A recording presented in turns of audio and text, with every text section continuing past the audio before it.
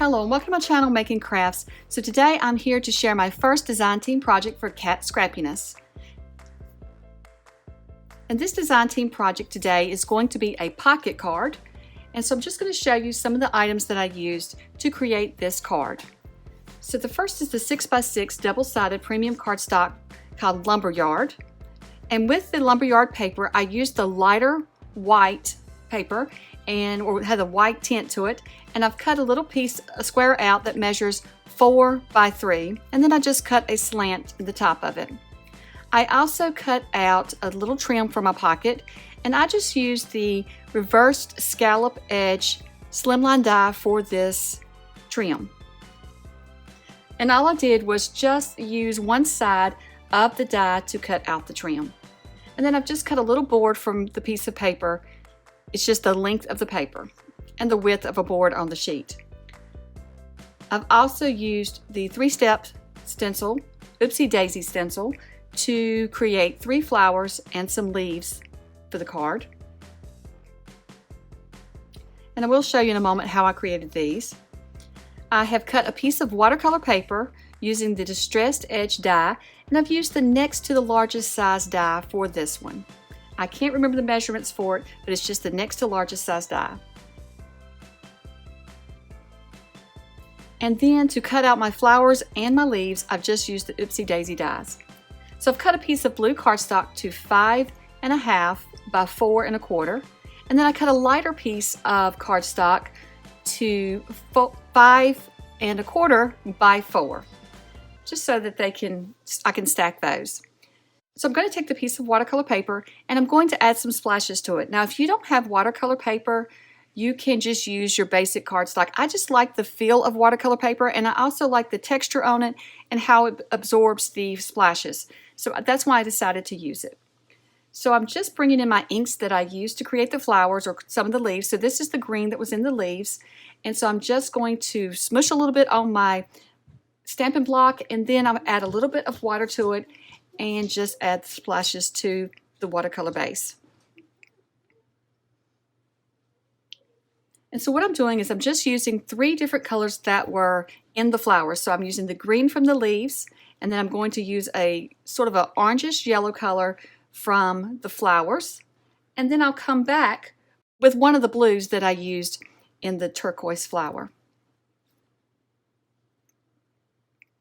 And now you can see with my clear block that I do this all the time, and it's fairly dirty and stained up. But this is a technique I love to do, and I think the clear block is the easiest way to do this. So once I have my splashes on there, you can see that I'm just going to smush it down onto my paper, and there's probably a better term for that, but that helps to even out and kind of lighten the color of the dots. So now I am going to use my blending brushes as well as my Oopsie Daisy stencils, and each stencil is numbered. You can see in that upper corner, hopefully you can see on camera, there's stencil 1, stencil 2, and stencil 3. So I'm starting with stencil 1, and I'm just going to put the base of my flowers down. So when I get a new stamp set or a new stencils, I like to sit and just play with it and see what colors I can come up with to make the flowers or whatever the stamp is, just to see the different options that I have. So that's what I'm doing. I'm just taking a whole piece of white cardstock, and I am just going to stencil it up with these flowers. So I come in with stencil 1, and then I come back with stencil 2. I line it up and just use a little darker color. Now you could use the same color and just keep applying it, and it will get darker and darker for you. But for me, I'm just coming in with a different color. And so here the stencil also has the center of your flower. Then for the daisy, it also has another stencil to have a little bit of a shadow on the center of your flower. So the larger flower on this one has 3 different steps as well. And as you can see, the different colors here that I've been using. I've also made up some leaves and some stems. So I do this, and then I use my dies to cut all of the pieces out. So with our slanted pocket that we've cut, now this is just a 3 by 4 rectangle that I've cut a slant in the top edge of it, and now I'm just adding the trim that I made using the reverse scallop slimline die. And so when I add it, I'm just having the scallops hang just barely above the pocket. That way I've got plenty of room to glue this trim on.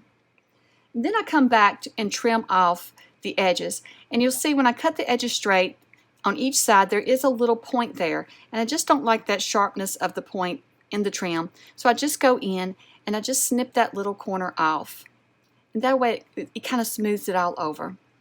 So the piece that we cut, the little board that we cut from our cardstock, I'm just going to attach that to the bottom of my pocket, kind of making it look like a little gate or you know, a little wood piece. And this strip is just one of the widths of the strip from the 6x6. And I just cut along the lines on it. That it was my guide on how wide to cut it. And I think that looks really cute just to add a little board to the bottom of the pocket. So now I'm just going to add the pocket to my 4 by 5 1/4 piece of cardstock. And I'm just going to glue on 3 sides so that it is a pocket.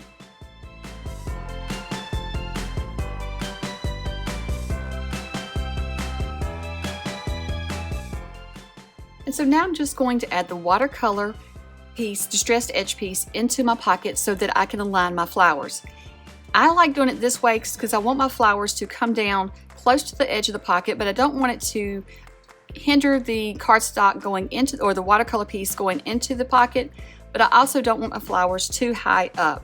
So by putting this in the pocket, I can go ahead and align everything the way I want it. So I first just dry fit everything to kind of get an idea where I want all of my pieces. So once I like how it looks, I'm just going to take pieces out and slowly glue it together. I like to leave everything laid out so that I can easily get them back where I had them.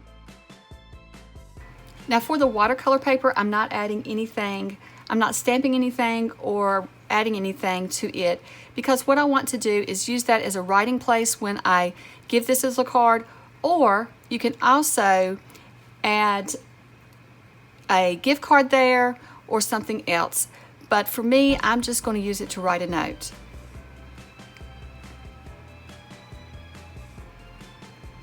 So once I have my pocket glued together, I'm just going to add it to my blue cardstock. Then I'm ready to add the watercolor card in. But I changed my mind. And do you ever do this? When you're creating something, you get done with it, you like it, but it feels like it needs a little bit more pop to it. Well, that's how I felt about this card. I finished this card and then I looked at it and I was like, it's just a little flat. So I've just come back with some more of the flowers that I stenciled, and I am just popping them up with a little bit of foam tape onto other flowers. And it's okay that the other flowers are behind it. I think it gives it some dimension and really helps this card to pop. So I'm glad that I went back and did that. So, you know, when you create a card, if you don't like it, you don't have to trash it. There is more you can do. Just go back and add, you know, something more, something, a little dimension or something to it. And I think this looks really good that way. So now I'm going to be using the Happy Day stamp as well as the oval dies. And I've stamped Happy Birthday onto a piece of paper, and then I cut it out with the oval die, and then I'm just popping it up with my foam tape again onto the front of the card. Now I really love how this card turned out, and as you can see, the shadows from the popped up flowers really add to this card, and I think it makes it pop. So I hope that you have enjoyed my first design team project for Cat Scrappiness. I will link below to the Cat Scrappiness shop, and thank you so much for watching, and I hope you have a wonderful day. Bye.